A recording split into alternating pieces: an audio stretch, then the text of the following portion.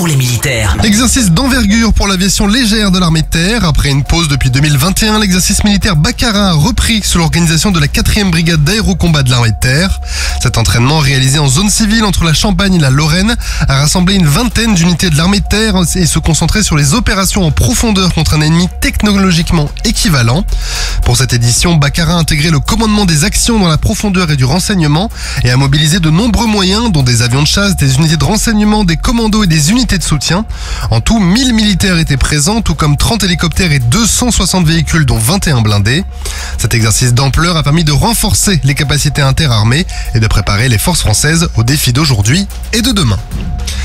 Une coopération franco-italienne. Dans les airs, l'exercice franco-italien APEX a été conduit par le commandement de la défense aérienne et des opérations aériennes, avec pour but de renforcer la coopération en matière de défense aérienne et de police du ciel. Cet exercice visait à tester les procédures conjointes entre la France et l'Italie lors d'une surveillance permanente de l'espace aérien. Au cours de l'exercice, un aéronef suspect a été détecté et intercepté par 2 Eurofighter Typhoon italiens.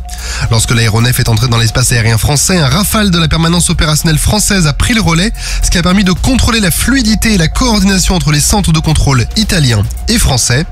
Ces exercices transfrontaliers sont réguliers et essentiels pour assurer la posture permanente de sûreté air et maintenir les compétences des pilotes et contrôleurs aériens.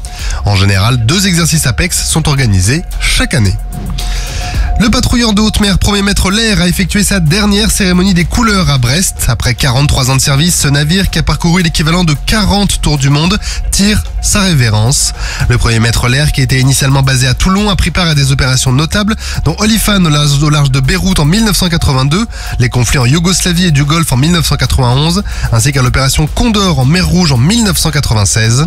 Il a également participé aux missions Enduring Freedom, Atalanta, Héraclès et Corymbe dans de nombreuses zones sensibles du globe. Transféré à Brest en 2000, le patrouilleur a notamment soutenu la dissuasion nucléaire française en effectuant de nombreuses missions pour la force océanique stratégique et a ainsi contribué à la sécurité des approches maritimes de la France.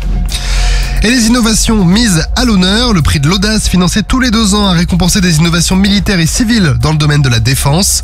Pour l'édition 2024, qui a vu la participation de 24 projets, des avancées majeures ont été mises en avant, notamment dans le cadre du 20e anniversaire de la direction interarmée des réseaux d'infrastructures et des systèmes d'information.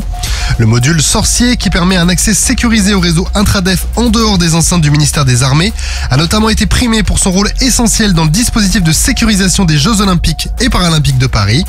Le projet LOTAC, qui utilise l'impression 3D pour entraîner les démineurs avec des répliques de mines réalistes et un coffret étanche pour protéger le câble de télébriefing de l'hélicoptère NH-90 Caïman, conçu par des marins de la frégate Normandie, ont également été récompensés.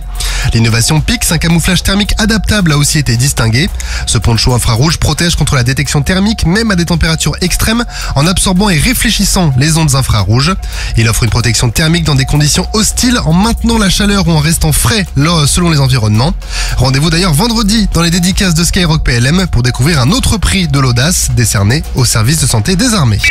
Sur terre, sur mer, comme dans les airs. Skyrock PLM, en équipe avec Uneo, la mutuelle des forces armées.